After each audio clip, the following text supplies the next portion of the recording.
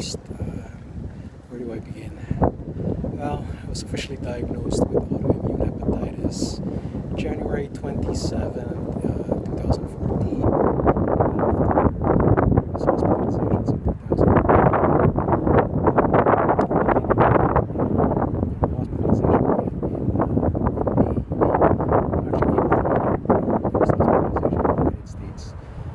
I'm here right now at the Richmond Oval, here in Richmond, BC, just outside the Oval here where they had the 2010 Olympics speed skating. So this is my sanctuary here.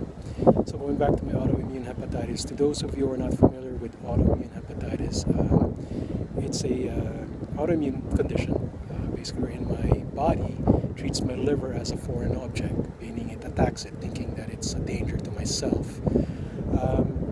Genetic predisposition, environmental, a lot of different factors. So it's taking about a couple of years for this whole thing to really sink into me. A lot of soul searching, anger, trying to figure out what the hell. 48 years old. I don't understand. How could this happen to me? But then I have to take responsibility and look back as well. Many different factors came into play. Let myself go. Didn't know that I had a genetic predisposition. Didn't know that the food I was eating was, a lot of it was crap back then. So anyway, symptoms of autoimmune hepatitis. First, it definitely is the chronic fatigue. It just hits you. It's just like a sledgehammer hitting you day and night, not relenting. That was going on pretty much for about a year, and then it started to taper off. But then other symptoms are nausea, sleeplessness, pains in my gut, especially in the liver area. So secondary to my autoimmune hepatitis was some renal dysfunction because of my type 2 diabetes. I used to weigh almost 300 pounds. I'm down to 195. So autoimmune hepatitis, what is it? I didn't understand, and a lot of people don't. Friends, family, can't relate because it's something internal. People look at me and say, "Hey, he looks fine," but internally, it's just like anyone else. So I can definitely relate with those who are going through this battle in life. So what's the takeaway here? You could be bitter, you could be angry, you could be sad. That's part of human emotion. So acknowledge that, but you got to keep working at making sure that you don't let that consume you. Even though there are times when, man, you don't just want to get up. When you're in bed and fatigue hits you, you don't have any appetite. I've had to eliminate a lot of foods, pretty much going like a paleo vegan because my gut is so sensitive, and it's taken a couple plus years to heal, and it's still healing. So you got to take care of yourself, and one of the most important things that you got to do is exercise. Even though you're just trying to figure out, okay, there's chronic fatigue, but how do you find the strength? Well, you will. Your body has an infinite capacity to heal, and you may think that you're tired, but you have to motivate yourself. It's a conversation within you. Okay, you don't want to let this disease, this condition, define who you are, define your life. Yeah, suddenly you have a partner, a partner they don't want to have, but it's there. So you can either just curl up in a ball, suck your thumb, or two thumbs, and just be miserable all the rest of your life. Now they say it may lead to a liver transplant, and I was pretty close to that. It may lead to other complications like cirrhosis. It may lead to cancer, liver cancer, and other things. It puts a lot of strain on the kidneys, digestive system, whatnot. So it's part and parcel of that. So that's life.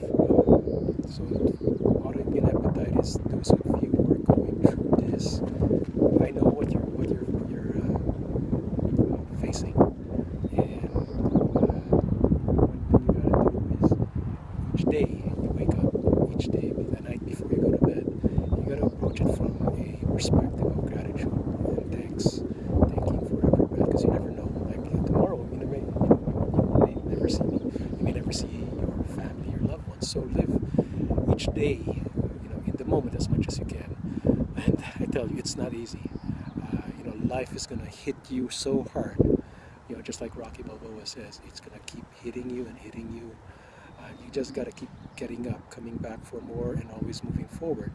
You can wistfully look back and say, "Oh man, I wish I did this," but that's the past. What can you do about it? So you gotta keep looking forward. So looking forward, but keeping yourself in the present moment. But prioritize yourself first.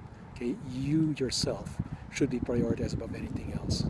Okay, not your job, family and friends. They're there for support, but you gotta take care of yourself. You have to take responsibility. Okay, life doesn't. Just because you have this condition doesn't mean it's over. No, it's not. It's a chance to discover more about what your life's purpose is, where you want to go, what you want to do. Maybe it's a wake up call. For me, it's definitely a wake up call. Never expected to be back up here in Canada doing this, and also traveling to the States. My wife's down there, family's down there, and it plays on your mind, plays on your emotions, plays on your heart. So each day, that's what I do. I just take each day and approach it that way. I wish there was a cure. Heck, who wouldn't? I wish I could go back to the way I was. Strong. I'm still strong. Compared to someone who's my age has got other conditions, or he doesn't even have a condition. But at least I'm thankful I'm able to go to the gym. Over here, able to work out. But I've had to tailor my workouts to the way my body can handle it, and I gotta listen to my body. I gotta listen to my mind. So I'm more in tune about what's going on, within me, and also externally. I just prioritize myself. Other things you can do to help your condition is to alleviate stress or get away from stress. Is don't let it consume you. Listen to healing music. There's sound. Sound is very healing. I listen and read a lot of books. I tune myself out from TV and all this other stuff, negative stuff that's going, because you don't need it. That's just a distraction. There's enough negativity. There's enough hate that's being shown by the media. So detach yourself from that. Focus on you. And focus on your loved ones, your family. Ask for support. But ultimately, that support will come from you. That strength will come from you, because you may think that you don't have that strength, but you do. The body has an infinite capacity to heal. I normalized my condition, without any drugs, okay? Without any of those steroids that the doctors wanted to do. They said, if I don't take it, I'm gonna need a liver transplant soon. They doubted that I would ever heal, and that's what they said back in January of last year.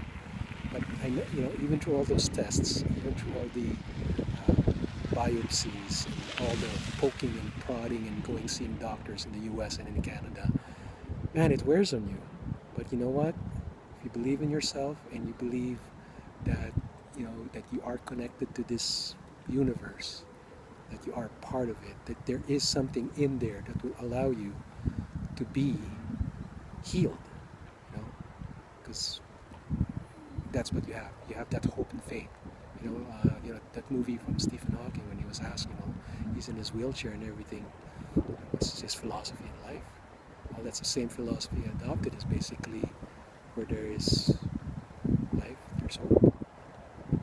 And hope and faith are always going to be there. It's going to be on your shoulders. It's going to be in here. That's what's in here. It's heart-centered, okay? The mind is actually connected to your heart, so you got to focus on that, okay? So those fighting battles that people don't understand, I can relate with you. Keep fighting the good fight, okay? Take care of yourself. Love you all. And for those who have friends and relatives that are having conditions that you don't understand, try understand somehow. Be patient, because I know you can get caught up in what's going on in your lives as well. But the ones that are going through internal battles, it's not easy.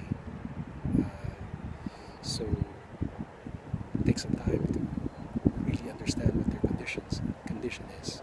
Don't just say, oh, you got your medicine, your drugs. No.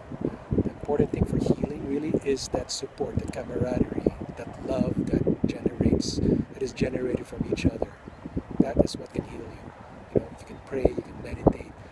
That's where the positive energy comes from. Because you can't do it all alone. I learned that. I'm thankful for my family, my friends, and I'm thankful for Source, God. God is not just external. God is, internal. God is everywhere. Okay? No matter what your belief systems are, no matter what you believe in, or you grew up to believe in, know that there is always hope and faith, and it's never ever gonna die. It's always there. You just have to tap into it. Okay? So take care of yourselves. I will see you again. Happy Canada Day. Love you all.